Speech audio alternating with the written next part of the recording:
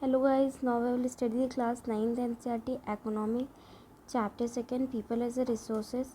So under the People as a Resources we were seeing the topic unemployment. You can see here. Okay, तो unemployment में हमने बहुत से paragraph complete कर लिए थे. हमें यहाँ के लास्ट पैराग्राफ बचा था, वो हमें स्टडी करना है. So what does it last paragraph say? We will study it from the moreover. Okay,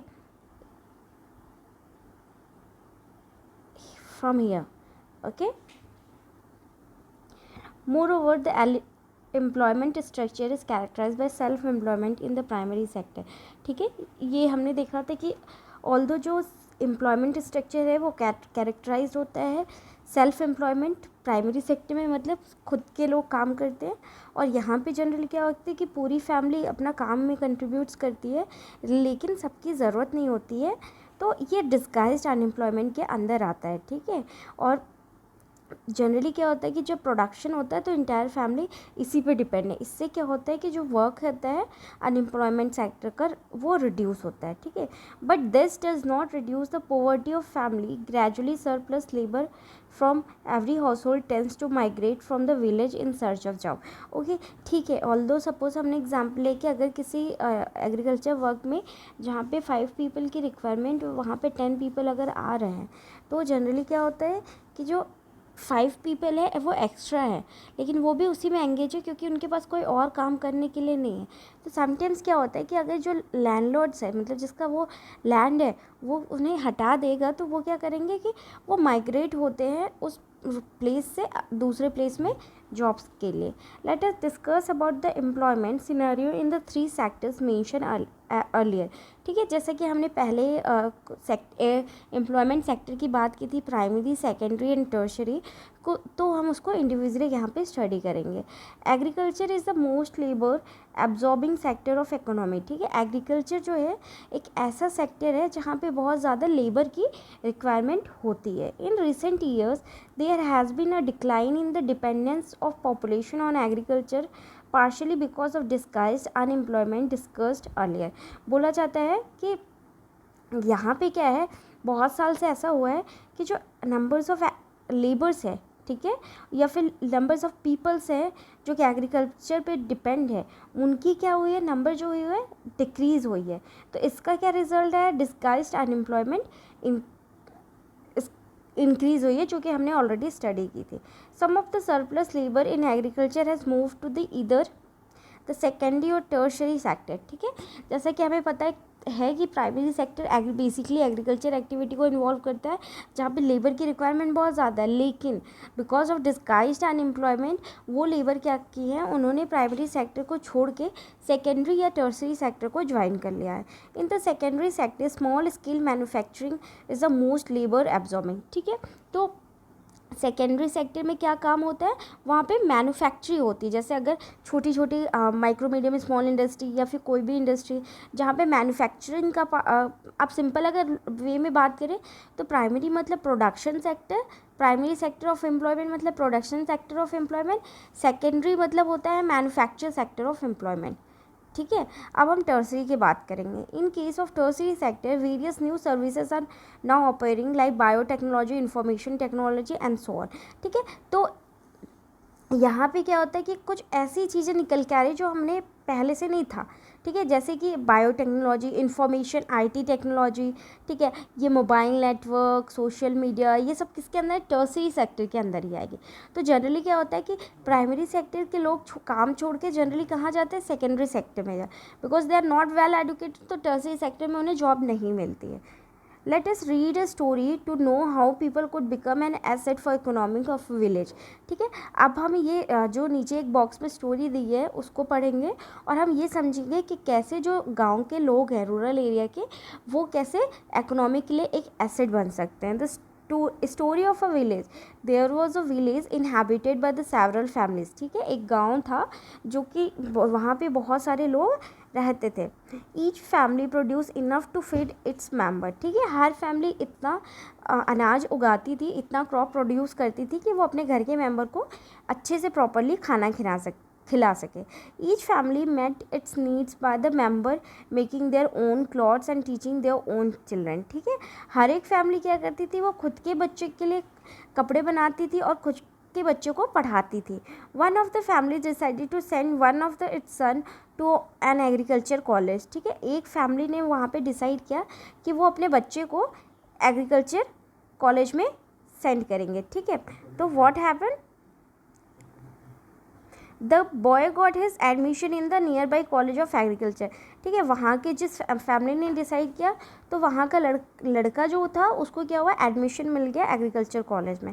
after some time he became qualified in agro engineering and came back to a village, ठीक है। कुछ time के बाद वो agro engineering में qualify हो गया, मतलब एक एग्रीकल्चर इंजीनियर बन गया और वो गांव आ जाता है। He prove to be a creative that he could design and improve type of plug, ठीक है। उसने मतलब ये दिखाया कि और जो वो बहुत ज़्यादा क्रिएटिव है और वो इम्प्रूव कर सकता है जो प्लग ऑफ लैंड है उसको, which increase the yield of wheat, ठीक है। जिससे क्या होगा कि गेहूँ की प्रोडक्शन ज़्यादा होगी। दस a new job of agro engineers was created and filled in the village, ठीक है। अगर हम देखा जाए तो ये जो जॉब थी ये कहाँ क्रिएट हुई थी, गांव में ही क्रिएट हुई थी और गांव में ही फिल्ड की गई थी, ठीक है। कैसे, क्योंकि उसके पेरेंट्स ने गांव में ही उसे पढ़ाई की, गांव में ही उसे सारी चीज़ें फुलफ़िल की और गांव में ही उसको जॉब मिल गई। The family in the village sold the surplus in near by neighbouring village, ठीक है। जो फैमिली थी वो क्या करती थी कि जो भी सरप्लस चीज़ें रहती थी, प्रोडक्शन होता था वीट की, उसको आसपास के गांव में बेचती थी। दे अर्न गुड प्रॉफिट, उन्हें बहुत ज़्यादा प्रॉफिट हुआ। विच दे शेयर्ड अमॉन्ग देमसेल्फ, ठीक है, जो उन्होंने खुद के फैमिली में शेयर किया। Inspired by this success all the families after some time held a meeting in the village, ठीक है। जब गांव वालों ने, आसपास के लोग ने देखा इनकी सक्सेस, कि इनकी बेटी की वजह से कितनी ज़्यादा सक्सेस हो रही है, तो वो सब एक मीटिंग में मिलते हैं, ठीक है। They all wanted to have a better future for their children too, तो वो सब चाहते हैं कि वो उनके बच्चों को एक अच्छी शिक्षा मिले, ठीक है। They requested the panchayat to open a school in a village, ठीक है। उन्होंने पंचायत से रिक्वेस्ट की कि आप हमारे बच्चों के लिए एक विलेज में स्कूल खोलिए। The panchayat with the help of government open the school, ठीक है। पंचायत ने गवर्नमेंट की हेल्प से एक स्कूल खोला। A teacher was recruited from a near by town, ठीक है। जो वहाँ पे टीचर पढ़ाते थे वो एक टाउन, आसपास के टाउन से उन्हें बुलाया गया, रिक्रूट किया गया। All the children of this village started going to school, ठीक है। जितने भी चिल्ड्रंस थे विलेज, उस गांव के, वो स्कूल जाना स्टार्ट कर दिया गांव से। After some time one of the families gave training to his daughter in tailoring, ठीक है। कुछ टाइम के बाद क्या होता है कि एक फैमिली ने अपनी बच्ची को टेलरिंग का काम सिखाया। She started stitching clothes for all the families of the village, for everyone who wanted to buy or wear well tailored clothes, ठीक है। तो कुछ टाइम के बाद क्या हुआ कि दैट गर्ल स्टार्टेड, उसने पूरा क्लॉथिंग का, टेलरिंग का काम स्टार्ट कर दिया और आसपास के गांव के और उस गांव के जितने भी लोग थे वो अगर कुछ भी कपड़ा स्टिच करवाना चाहते थे तो वो उनके लिए काम करने लगी। Thus another new job that of the tailor was created, ठीक है। ऑलरेडी हमने देखा कि एग्रो इंजीनियरिंग का जॉब कहाँ पे क्रिएट हुआ था, विलेज में, और जो दूसरा जॉब है टेलरिंग का, टेलरिंग ऑफ क्लॉथ्स, ये भी इंक्रीज बन गया कहाँ पे, विलेज में। This had another positive effect, ठीक है। इसका एक अलग पॉजिटिव इफेक्ट है। The time of farmers is going far for buying clothes was saved, ठीक है। जो वहाँ के लोग थे जो कि बाहर जाते थे कपड़े खरीदने के लिए, उनकी टाइम बच गई। As the farmers spend more time in the field the yield of the farmers went up, ठीक है। अब क्या होता था कि जो टाइम वो आने जाने में, क्योंकि उनके पास अगर लेके चले तो विलेज में प्रॉपर व्हीकल फैसिलिटी नहीं होती, तो उनको जाने आने में टाउन में बहुत प्रॉब्लम्स होती, तो अगर वो टाइम को फील्ड में यूटिलाइज करते तो वो ज़्यादा हेल्पफुल होता। This was the beginning of prosperity, ठीक है। ये प्रॉस्पैरिटी की शुरुआत थी। The farmers had more than what they could consume, ठीक है। अब फार्मर्स लोग के पास क्या था कि उनके पास जितना वो खा सकते थे उससे कई गुना ज़्यादा उनके पास था। Now they could sell what they produce to others who came to their village market, ठीक है। अब वहाँ पे एक विलेज मार्केट लगने लगा। अब वो क्या करने लगे, वो प्रोड्यूस करने लगे, जो चीज़ खाते थे उसके अलावा जो भी बचती थी उसको प्रोड्यूस करने लगे और विलेज मार्केट में सेल करने लगे। Over time this village which formerly had no job opportunity in beginning had many like teacher, tailor, agro engineer and many more, ठीक है। अब कुछ टाइम के बाद क्या हुआ कि इस विलेज में जहाँ पे बेसिकली कोई जॉब नहीं थी, ठीक है, जॉब अपॉर्चुनिटी नहीं थी शुरू में, लेकिन अब बहुत सी जॉब इंक्रीज़ हो गई, जैसे कि टीचर की, टेलरिंग की, एग्रो इंजीनियरिंग की। This was the story of simple village where the rising level of human capital enabled it to evolve into a place rich with a complex and modern economic activities।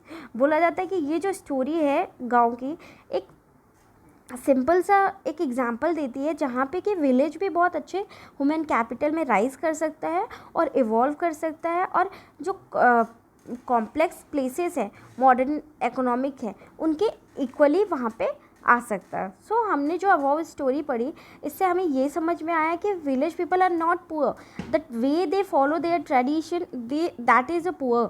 Okay, अभी देखा जाए तो most of the लोग क्या करते हैं कि हमेशा जो विलेज में रहते हैं वो क्या सोचते हैं, या रूरल एरिया में थे, कि हम टाउन एरिया में जाएंगे, अर्बन एरिया में जाएंगे और वहाँ जॉब मिलेगी। They don't try to create job in the village itself. So from here we concluded that कि there is no unemployment in India. The actual scenario is that people need to be understandable। Okay, so I think you have enjoyed this class, and so far we have completed this chapter, people as a resources. Now we'll come to the next class.